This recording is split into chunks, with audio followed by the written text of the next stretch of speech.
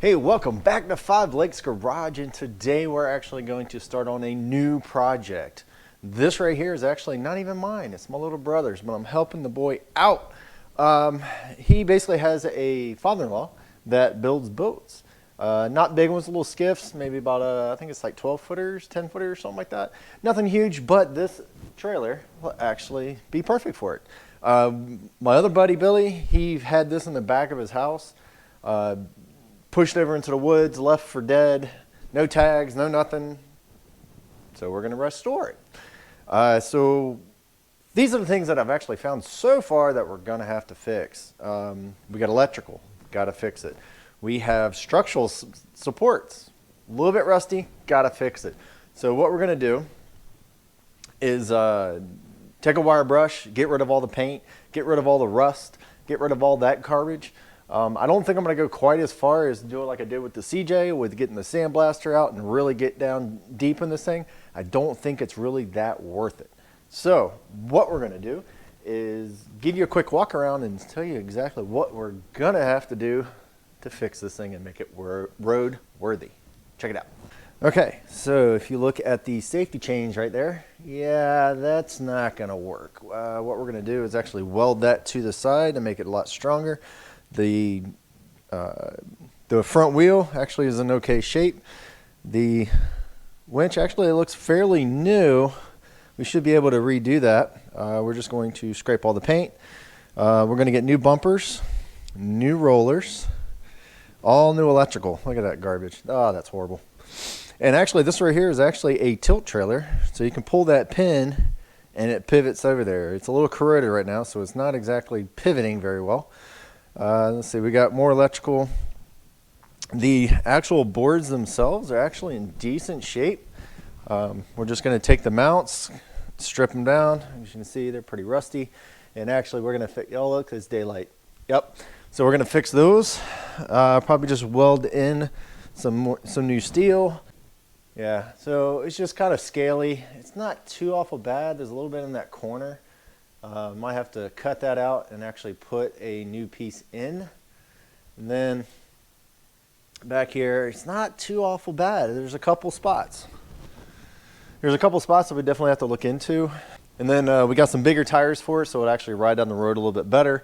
We're going to take a look at all the bearings, maybe repack them or just replace them, whichever, and kind of go from there. So this is basically what I'm working with. It's going to be a lot of hours grinding. But I got some headphones, I got some earmuffs, and I got a lot of wire brushes. So hopefully it will make short work of it. But the first thing we need to do is strip off everything. We need all the electrical gone, all the rollers gone, all of the winch mounts gone, chains gone, lights, reflectors, everything gone. Just so I can get it into a better spot to be able to strip it down. The biggest concern is to make sure it is road worthy. I really would hate for Dave to go out there and take this down the road and it just fall apart on him. But anyway, let's get at it.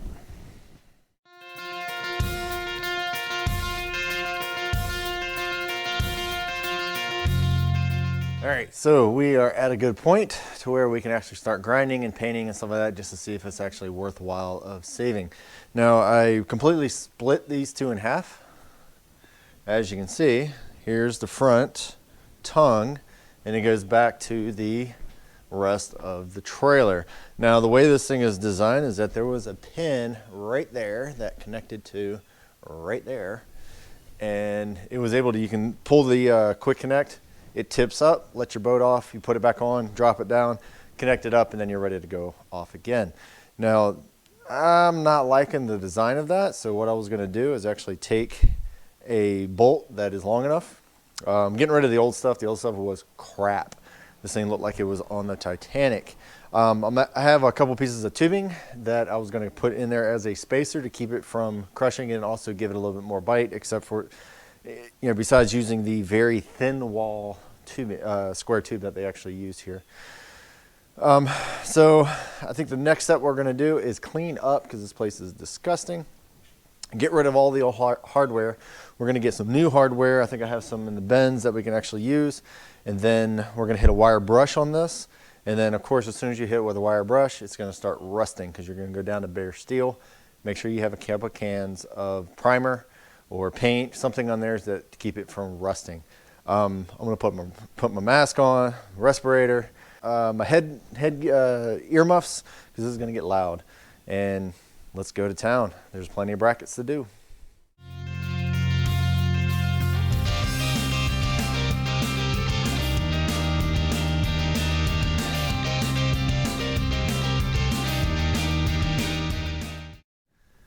All right, well, I hit it with a wire brush and knocked off everything, and actually it doesn't look too awful bad.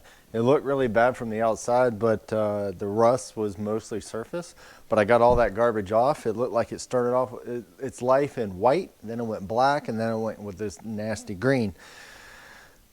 So anyway, you probably noticed I did take my respirator off. Let's check this out. All right, so I use this respirator when I paint.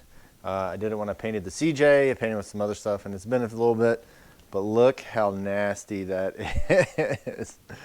I think I need to change out my filters. I was having a hard time, started feeling a little lightheaded, so I was like, all right, let's take this thing off, because obviously I'm not getting enough air. So I went ahead and cranked up the big fan and was able to point it out the window, out the door, to try to get some of the fumes out of here. Well, just the fumes, or the dust or whatever. You don't want to actually inhale a lot of that garbage. So next step here, I did notice a couple little things that we're gonna have to fix. One, where the tongue actually connects, as you can see, it's just a couple holes drilled right through. It's not gusseted, it is not, they didn't even, to me, I would think they would at least put a washer on the other side and actually weld it around to try to give it a little bit more strength. It should be okay. They've been doing all of this for years, but I might try to address that and make it a little bit stronger.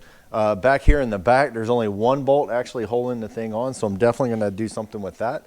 I still think I should put a tube in there, weld that around on the inside, and then it'll help it from being crushed and also give it a little bit more strength.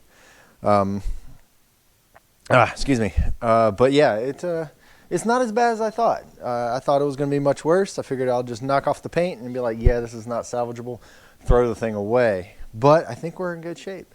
I'm going to take some of the brackets and clean those up. And then I'm going to take the brackets, the tongue, the hand crank mount, take that upstairs and actually throw some black paint on it. And then once I get done with that, we can handle the back half. So the way that this thing is actually connected, it's not even the higher grade square tubing. It's actually been folded and welded up, and this is kind of what I found. So if you look right there, you got a seam that goes all the way around, or all the way down the center of it, which should be fine, except for back here where I need the strength, it actually broke away from the weld. So what I was going to do is I'll crank up the welder, I'll clean that off a little bit better, just to make sure it's nice and clean. Throw a few beads of weld there to actually strengthen that up a little bit. So anyway, you can watch me weld that up. I'll clean those up with a brush, take them upstairs, put some paint on it, and then start with the second half. All right, so I kind of just threw some weld on there real quick. I kind of brushed it off with a wire brush and also a flap disc, get a lot of the rust off. But then as I was welding, it was just blowing right through. I could have just, put it down one level, but it needs a little bit more strength in here. So what I did was actually take an old scrap piece of, actually it was a cross member support for the Dodge that I don't need anymore. I cut that down a little bit.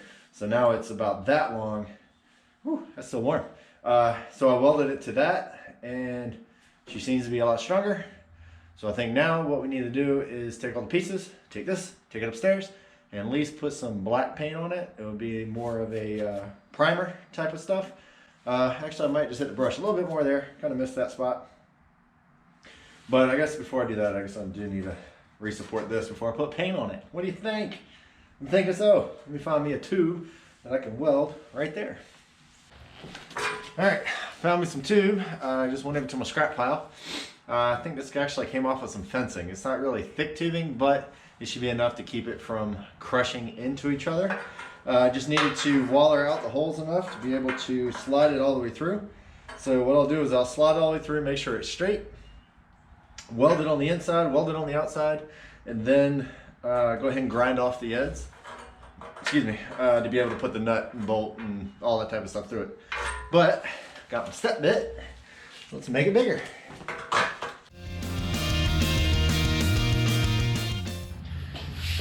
All right, got my pneumatic die grinder here. It's got a wire brush. Always wear your safety goggles. This is nasty. Let's get to welding.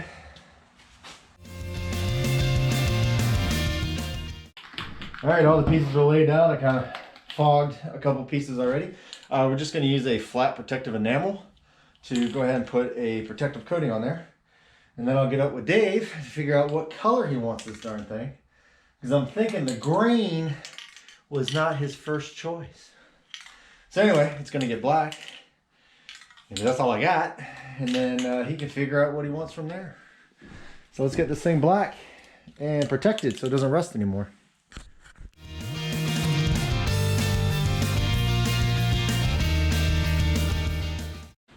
All right, well, it's not as bad as it looks. It's still pretty bad, I have to say. This is got to be one of the sketchiest rear axles I've seen yet. This will be addressed. If nothing else, I need to put some sort of plate, bend it back out, put a plate there, and at least box it in. This is flimsy. I can actually push it with my hand. So we're definitely going to address that. Get rid of the suspension, get rid of all this stuff, and actually wire brush this thing down because it is nasty. Let's go.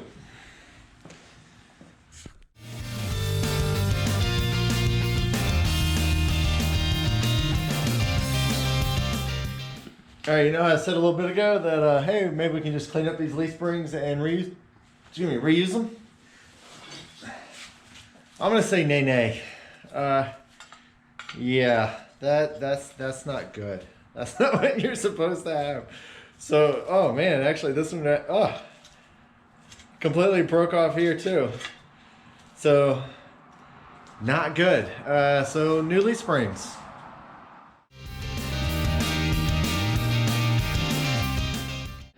Well, I guess you can think of it on the plus side.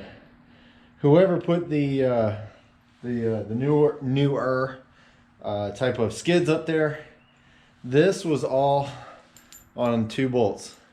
I had a stack of at least 1, 2, 3, 4, 5, 6, 7, 9 lock washers. Probably another 10. Whoop, dropping some regular washers just to use as spacers for this thing. So if nothing else, I get a lot of extra washers. Okay, we're gonna try to do a little bit better than that. It's just comical. It really is.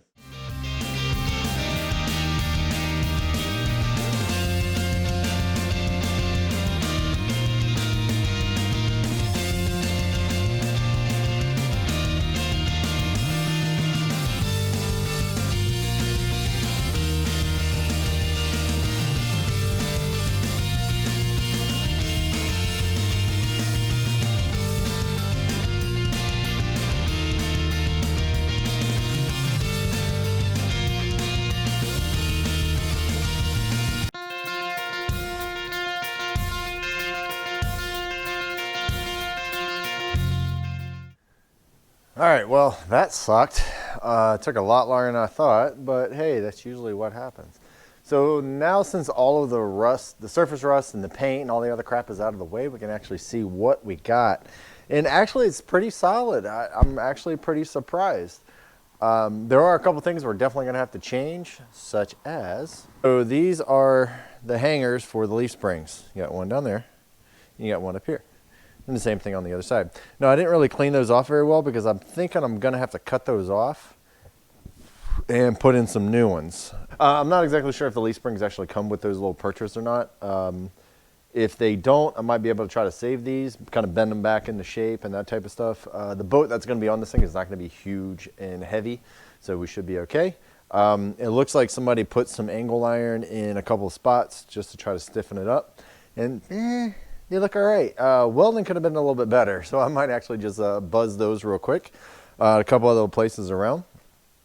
Just throw some weld up there, just trying to make it a little bit stronger. There are a couple spots that I'm just probably just going to cut it out because it's not structurally sound. I'm not worried about the structure on that part, but take a look at this. Yeah, I can see, oh look, I can see daylight. Oh yeah. I got a little bit more on this side. But like I said, all in all, it's actually in pretty decent shape. So it's roadworthy and sound on the road, so it'd be a little safe. But yeah, I'm liking it so far. We'll see how she turns out. Stay tuned. And that was my dog. All right, so it has been stripped down. It has been painted. It's just a black primer. This is definitely not going to be a show quality restoration because this thing is pitted beyond belief. But it's still structurally somewhat sound, so we should be okay. I did price out a couple of the parts. Definitely going to get a new axle because that other one is sketchy. Also, the leaf springs because they're broken in 3 pieces. So we need to get new pieces of that. So I'm kind of tracking those down. So what I'm going to do right now is actually I'm going to take this and actually push it to the corner. I got some other pieces upstairs that I'm going to put that into the same corner. So I need to get this out of the way. Look at this mess. Jeez. Look at all this crap all over the floor, all under there. Okay, that's just disgusting. But it's okay though, that's what you gotta do when you are restoring something. You make a mess before you make it pretty. So anyway, I'm gonna work closely with Dave and figure out exactly what he wants to do with this. I'm not sure if I'm pretty sure he doesn't want to spend a lot of money on it, but we will spend a little bit just to get it back on the road. So anyway, check out part 2 when I get around to ordering the parts, because of course you gotta order them. And we'll put everything together, we'll set everything up, and then we'll put this thing back together and get it back on the road and hopefully make it straight. So anyway, stay tuned for that. This is going to be part 1, that will be part 2, and that's about it. It's just a trailer, it shouldn't take too long. So anyway, we got more projects. I got a rebuild kit for the transmission of the Wagoneer. I have the VTEC gasket for the van. I found that was leaking as well, so I got to fix that. I got to get the wheels and tires for the Wagoneer. So I got plenty of projects to do. And I'm not exactly sure when you're going to be able to see the part 2 of this restoration build. But hopefully it'll come out sooner than later. So anyway, until then, keep building, keep restoring, make things new again. And we will catch you later. Peace!